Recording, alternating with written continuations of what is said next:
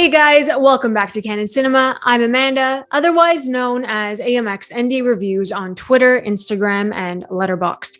Today I will be reviewing the new Marvel film directed by Academy Award winner Chloé Zhao, Eternals. And I just want to give a quick shout out to Disney for giving me the opportunity to watch this last week. It was a really fun time in theaters, and those post-credit scenes, very interesting. I will not spoil, so don't worry about that. I have to start off by saying that I have experienced superhero fatigue over the past, I'd say 4 years. I've been experiencing it where it's like, okay, we gotta go watch another one, and we gotta go watch another one. And sometimes it feels repetitive. Sometimes they try to do too much with it, and then it gets a bit messy. But all in all, I still enjoy the genre, don't get me wrong, but it's starting to get tiring. It's really starting to get tiring where I already know what's about to happen. It's very predictable. Having different characters and exploring their worlds kind of helped me through these films now. For example, like introducing Shang-Chi, I thought it was a breath of fresh air. As you probably watched my other review or read my other review, I thought it was really fun and different. And, you know, the martial arts aspect coming into the MCU, I thought it was really well done in terms of an origin story, even though it did have the same kind of structure. But with Eternals, for me, I enjoyed it for what it was. It's very ambitious, a mature film for the MCU. And when I read The Eternals, I read Neil Gaiman's run, I felt like they are just so different from the rest of the MCU characters and that they should be placed in their own tier. And that's what Chloé Zhao did. So that's not necessarily a bad thing, but I personally don't know how they're going to tie these characters into the rest of the MCU timeline. For me, I feel like they're on another level, that this film really doesn't feel connected to the rest. And that's fine, because these characters have so much depth and they're so complex on their own that to want to connect it to the rest of the MCU characters is not necessarily something that we need to do right now, and that's fine. So we have the Eternals. The cast is great, but there are too many people to gather because not enough people have the screen time that they deserve in order for us to connect to their backstory or even really care about that character. So structurally, the Eternals is very messy. And that's just because you're jumping between centuries and centuries because of these celestial beings. They've lived for over 5,000 years, and you're trying to connect that. You're showing so many different locations in different points in time, and it's really hard to connect that. So that was one of my issues with this film, is that it kept going back and forth, where I think if it wasn't a disjointed narrative in the way that they showed it and it was quite linear, I think the emotional beats that they attempted to incorporate into this film would have hit in a different way. There were some really strong emotional moments with certain characters, which I will get into, but I do think that it was a bit jumbled and some things did not stick the landing as it would have in a linear narrative. So I think that if they structured it a bit differently, I'm not saying you can't understand what's happening, that's not what it is, but I'm just sitting here like, but why would you make these choices in a narrative that could have been quite simple in, you know, retelling their story? The reason why they got Chloé Zhao for these characters is that you have these celestial beings, these gods. They're so freaking powerful. They lived for centuries. What Chloé Zhao does with her lens is this very humanistic lens. She is one of the only people who I think would have been able to ground these gods, ground these characters in humanity, and actually show and appreciate humans, even though we're kind of messed up. But you have that in this movie, and I think that's really important in order to understand who the Eternals are, who these characters are, and why they love humanity as much as they do, and why they protect humans as they do. So I think that the way that she showed that Zhao was the only one capable of grounding these characters the way that she did. Unfortunately, there were too many characters to actually tether together that it didn't quite work as well as I would have hoped. These are just little things. They're little negatives that I picked up. It's not like it's the worst movie ever made. I don't know why the Rotten Tomatoes score is that low, because it's not that bad. To be perfectly honest, it's not that bad. It's not the best in my honest opinion, but it's good. It's a good watch. It's somewhat entertaining. It does run a bit long. I think that the pacing in the first half was really strong. I was into it, and then it really slows down.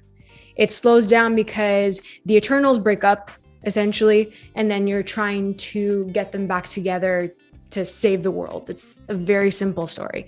That's the simple story. But the exposition in trying to retell centuries worth of, character backstory and their connectivity to each other, that's what didn't work for me. So over the centuries, we have Cersei and Icarus, who have this like magnetic love, this connection. They're so in love with each other, and it transcends centuries. And we have Gemma Chan and we have Richard Madden. They're both very strong actors, but I did not buy it. I did not buy their chemistry. And for you to say that this couple has a love that's so powerful, there's no chemistry. There's no chemistry. Richard Madden was serving, but Gemma Chan, for some strange reason, she played Cersei so reserved. Gemma Chan almost played it too reserved as Cersei, and that kind of turned me off for the character, and I don't think that she was strong enough to carry the back half of this film. So their connection, their chemistry just was not there for me. And there are two other couples in this movie that sold it more than they did, which just did not make any sense to me. It was rather odd that you're centering this love story or love triangle, even with Kit Harington coming in. I did laugh. You saw Kit Harington and Richard Madden like standing in front of each other. I did laugh. It was like one of the funniest things I've ever seen, just because of Game of Thrones. So that love triangle just didn't work for me, because I personally thought that Gemma Chan had better chemistry with Kit Harington than she did with Richard Madden, which it doesn't make any sense.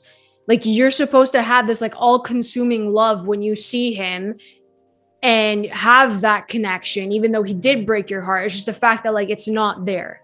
It's really not there. I felt nothing when they were together, like absolutely nothing. It was cute, yeah, but like that chemistry just was not there for me. I absolutely adore Angelina Jolie as Athena.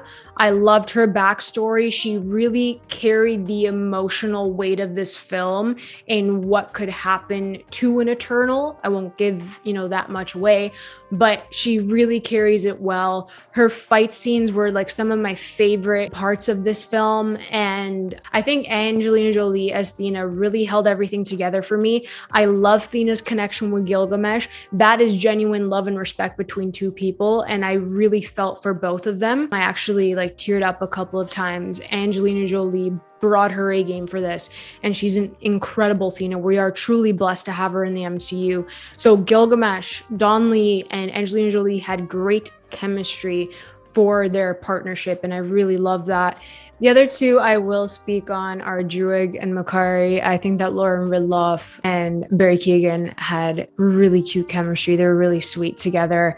And we also have deaf representation on screen as in a superhero. Makari was one of my favorite parts. Her powers are really cool too, and I really love that was incorporated and that was shown on screen. It was really nice to see that and have that connection with the others as well. So I really loved Makari and Druig. I loved Athena and Gilgamesh, but for the two leads that are supposed to have chemistry between freaking Gemma Chan and Richard Madden, I felt absolutely nothing, which is heartbreaking because I really wanted to love both of them in this, and they both just did nothing for me. Icarus and Cersei I couldn't. I don't know what it was. I did not connect with them whatsoever. I really tried because I adore Gemma Chan, but this just did not stick for me. So we have those characters, as I pointed out. Then we have some wonderful LGBTQ plus representation. We have Fastos, who is played by the most charismatic person right now, Brian Tyree Henry. God bless him being in the MCU because he was fantastic. We have him being basically a tech whiz, and he is always coming up with different things, different technologies, different ways to help humanity. I feel like Fastos really brought up some great questions in how humanity progressed. And then Fastos' story really ties in with Druig and how he is able to control minds and kind of stop the bad things from happening. So we have two different versions of gods being able to help humanity, but they're being restricted. So those questions being raised are really important in this film. And that's why I think that Druig and Fastos really are standouts in how these gods have been grounded in humanity, as Chloé Zhao would present in Eternal. So I think they are the standouts. The LGBTQ representation was great. I like that they didn't revolve Fastos' story around the fact that he's gay and has a family, has a husband, has a kid. I'm just happy that they didn't really like openly say it. They just showed everything. And I think that's really important too, is to integrate into the MCU and just have like normal conversations. Doesn't always has to be like, he's a gay superhero. It's like, no, dude, he's a superhero. He's an Eternal. He's a god. That's what comes first. And his sexual identity is something that he's proud of. It shouldn't be the central focus. So I'm happy that that's not what they did. It's like he has a family. He wants to stay with his family. He's not going to go fight and risk all of that. So I think that that was a really good angle for Fastos. So my top three characters in Marvel's Eternals, definitely Thena, Fastos, and Druig. Those are the three standouts that I really, really loved. And I would literally just watch it again for them because they were so damn good in this. That's pretty much what the Eternals is. I'm not going to really spoil it, but it's a very, very straightforward story with plenty of exposition about how the Eternals came to be. It's not as bad as people are saying. I just didn't enjoy it as much as other people enjoyed it. I'm not saying it's bad. I did give it a 3 out of 5 on Letterboxd. That's not really a bad grade in my personal opinion. If you know how I review and how honest I am, that's not really anything bad. It's a good entry into the MCU. I just think we're at a point where what Chloé Zhao did, and she had that freedom to do it, is something refreshing in the MCU. Eternals is a good movie. It's entertaining, but the pacing is what really brought this down. The editing wasn't that strong. There are some pieces of dialogue that didn't really stick for me. I do have to mention Kumail Nanjiani because his Kingo was fun, but also a majority of his jokes did not land and it just did not sit well with me. I laughed a couple of times, but it did not click. Kumail was at his best when he was having real emotional conversations with Sprite or with Icarus or whoever he was talking to. You see those bonds formed, and I really loved when he was being a bit more serious rather than like joke, like dumb joke, and it just didn't work for me, unfortunately. So yeah, that is my review of Eternals. The post-credit scenes are interesting, even though one was already spoiled for a lot of people, but they're interesting. Both credit scenes, the mid-credit and the post-credit, please watch both of them. Obviously, like stay there and watch both of them. I'm just really interested to see how these characters are going to connect to the rest of the MCU. I'm excited to see them in the future, especially Thena and Fastos and Druig.